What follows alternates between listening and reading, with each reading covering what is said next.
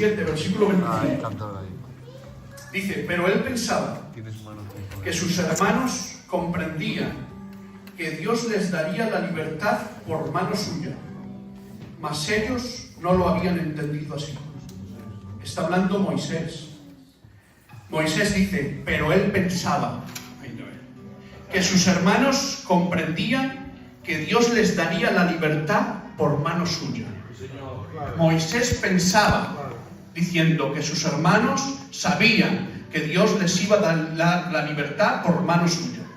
Pero ahora vamos a Éxodo 3, 10, 11, y dice así. Le dice Dios a Moisés, ven por tanto ahora, y te enviaré a Faraón, para que saques de Egipto a mi pueblo, los hijos de Israel.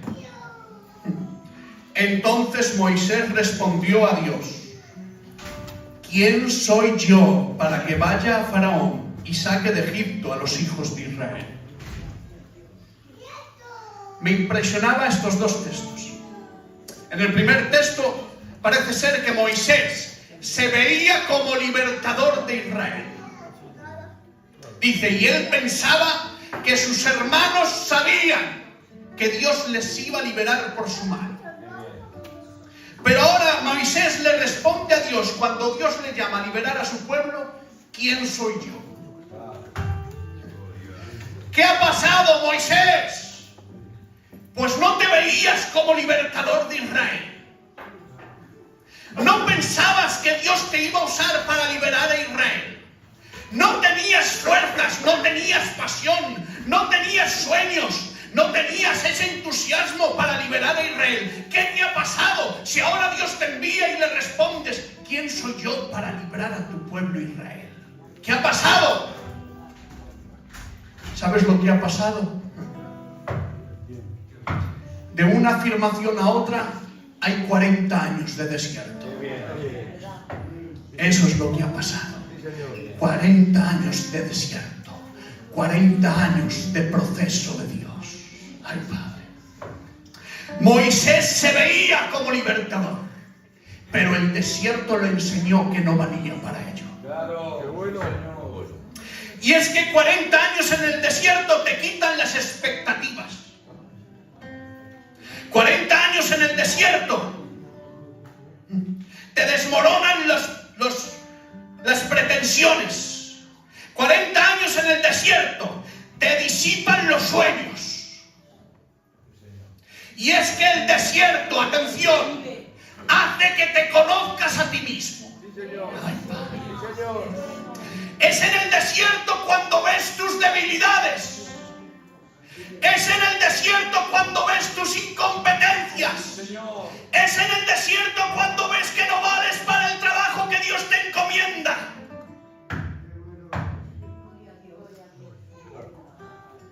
Aleluya. Pero es en el desierto donde Dios te prepara para sus propósitos. No hay otra manera. Es en el desierto donde la mano de Dios te empieza a forjar, te empieza a quitar lo que sobra y te empieza a capacitar para sus propósitos. Aleluya.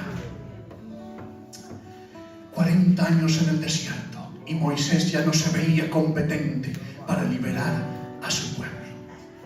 Decía un hombre que Moisés pasó 40 años pensando que valía algo. Pasó otros 40 años pensando que no valía nada. Y pasó otros 40 años viendo lo que Dios hace con el que sabe que no es nada. Porque Dios se glorifica cuando actúa por medio de aquel que sabe que no puede, que no llega, que no tiene capacidades. Por eso dice Pablo, entonces, cuando soy débil, es fuerte soy.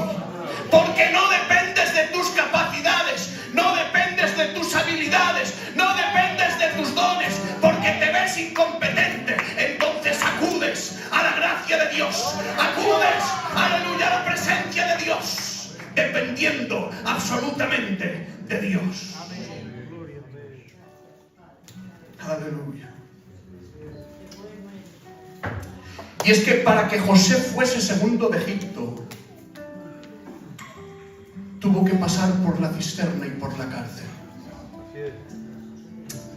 ¿Qué te crees? Que José el soñador, que le llamaban, soñó como las espigas, 11 espigas, se postraban delante de él. Y soñó como las estrellas y el sol y la luna se postraban delante de él. José el soñador. Pero José fue vendido, fue echado a la cisterna por sus hermanos y fue encarcelado en la cárcel, acusado falsamente. ¿Qué te crees? Que cuando estaba José en la cárcel todavía tenía esas pretensiones, tenía esos sueños. Quizá pensaba de esos sueños, ¿qué pasó con esos sueños? Esos sueños serían de mi carne. ¿Para qué soñé esas cosas? Quizás ya no se cumplirán. Aleluya. Pero como dijo una vez mi hermano pastor, aleluya, ¿sabes por qué se cumplió esos sueños? Porque no eran los sueños de José, eran los sueños de Dios. Pero José necesitaba el proceso. El problema que tenemos nosotros es que queremos ser José, el segundo de Egipto, pero saltarnos el proceso. Queremos ser los grandes Danieles, pero no pasar por el foso de los leones. Queremos ser los grandes Davides, pero sin permitir la persecución de los Seúles. Aleluya. Queremos el modelo hecho, pero no queremos el proceso, no queremos el desierto. Pero atención a esto. A mayor propósito de Dios, mayor serán tus desiertos. Aleluya. Porque todas cosas de valor requieren su tiempo. Aleluya. Las perlas, ¿sabes cómo se producen? Por medio del tiempo y del dolor. En la ostra entra un pequeño polvo de arena, un granito de arena, y empieza a hacerle daño a la ostra. Esa herida empieza a segregar una sustancia a la ostra para protegerse y empieza a envolver ese grano de arena, de tal manera, aleluya, que se produce la perla por medio del dolor y del tiempo. Y a mayor dolor, mayor será la perla. Aleluya. Por eso, las cosas importantes requieren su tiempo y requieren, aleluya, dolor, sufrimiento, requieren el desierto, porque Dios te está procesando. Necesitamos que Dios nos trate.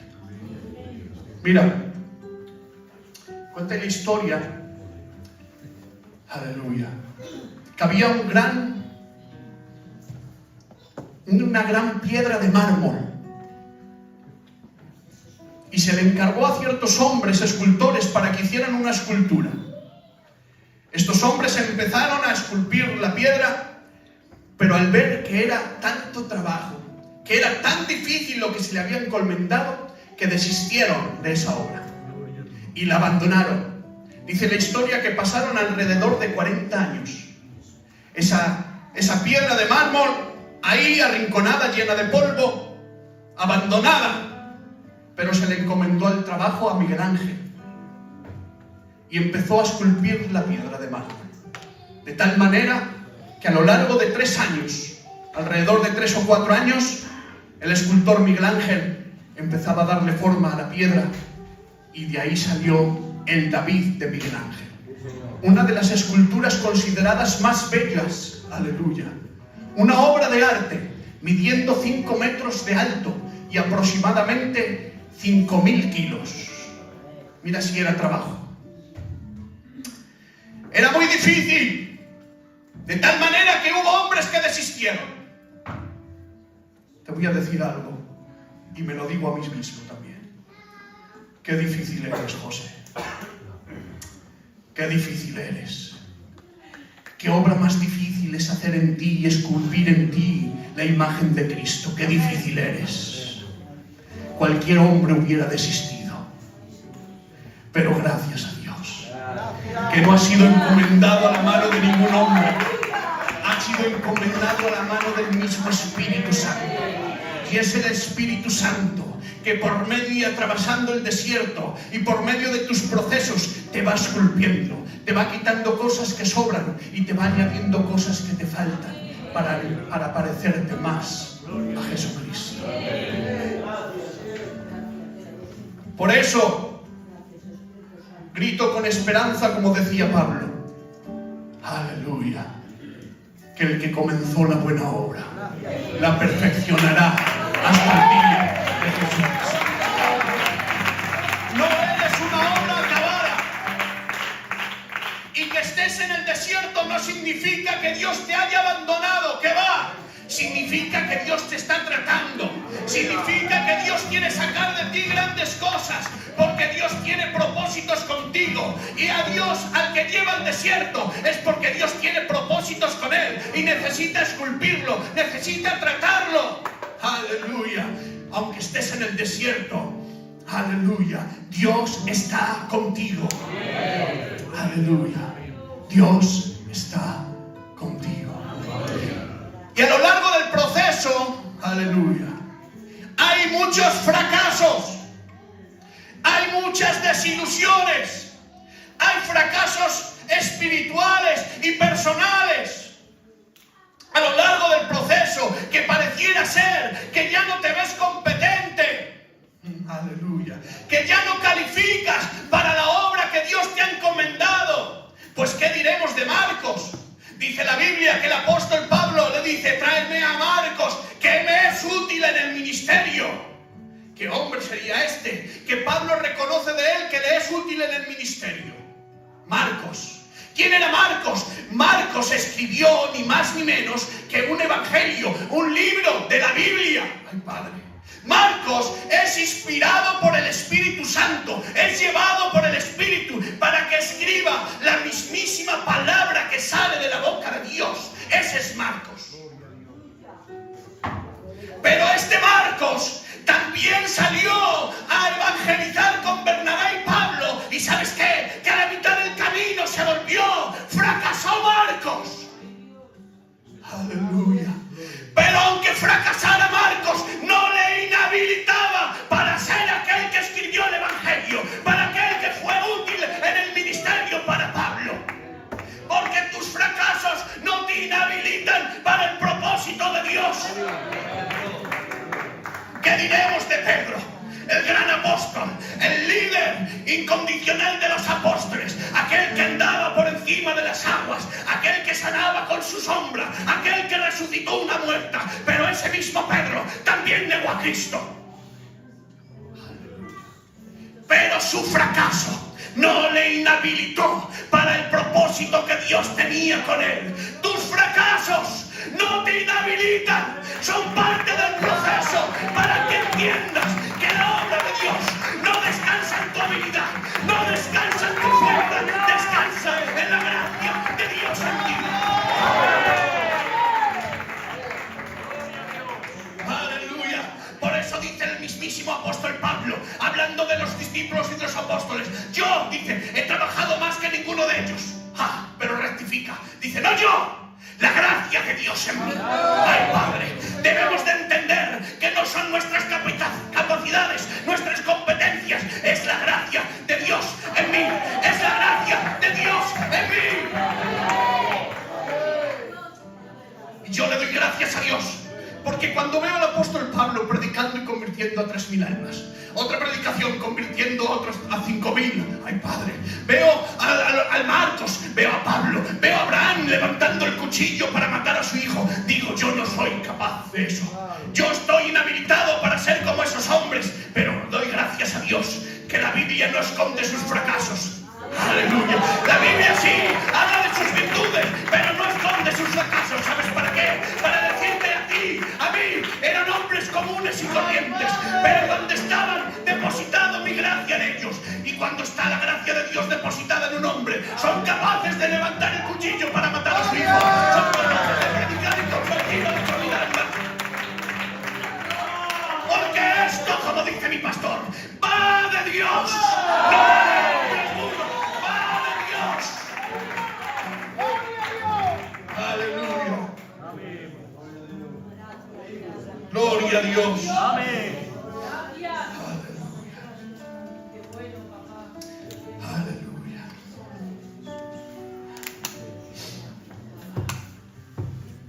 Estoy acabando ya, ¿vale? Pero hermanos,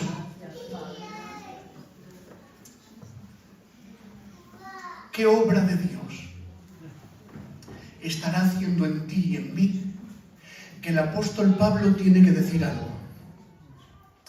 Tengo por cierto que las aflicciones del tiempo presente no son comparables a la gloria venidera, atención, que en nosotros ha de manifestarse. No alrededor de nosotros, no lo que nos rodea, no, ¿qué obra tan espectacular está haciendo Dios en nosotros que Pablo al vernos dice, no hay dolor, no se puede comparar el sufrimiento? Pablo no era un neófito a las Escrituras, conocía los sufrimientos de Job. Pablo, ¿te atreves a decir que los sufrimientos de Job no son comparables a la gloria venidera que en nosotros ha de manifestarse? ¡Sí! ¡Me atrevo a decirlo!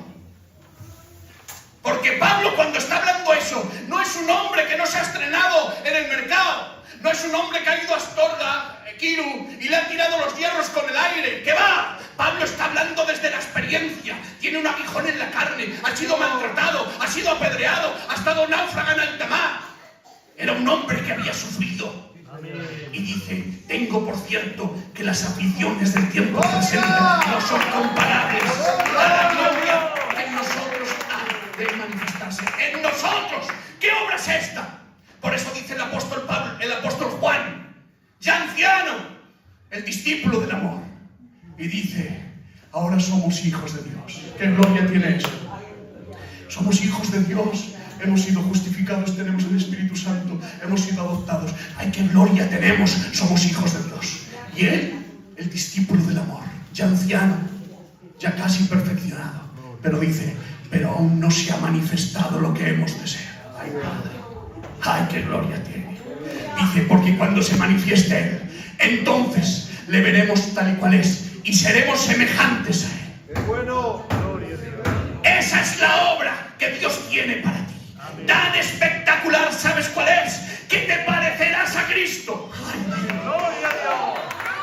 Cuando estemos en los cielos, seremos réplicas de Cristo, réplicas de Jesús. Eso es la gloria que tienes en tu interior. Ese es el potencial que tienes. Y esa es la obra que Dios se ha empeñado en hacer en ti y en mí. Y aunque seas difícil, aunque seas un material difícil, un material que se rompe en las manos de Dios, como yo me he roto muchas veces, pero Dios no desiste de ti. Dios no desiste de ti.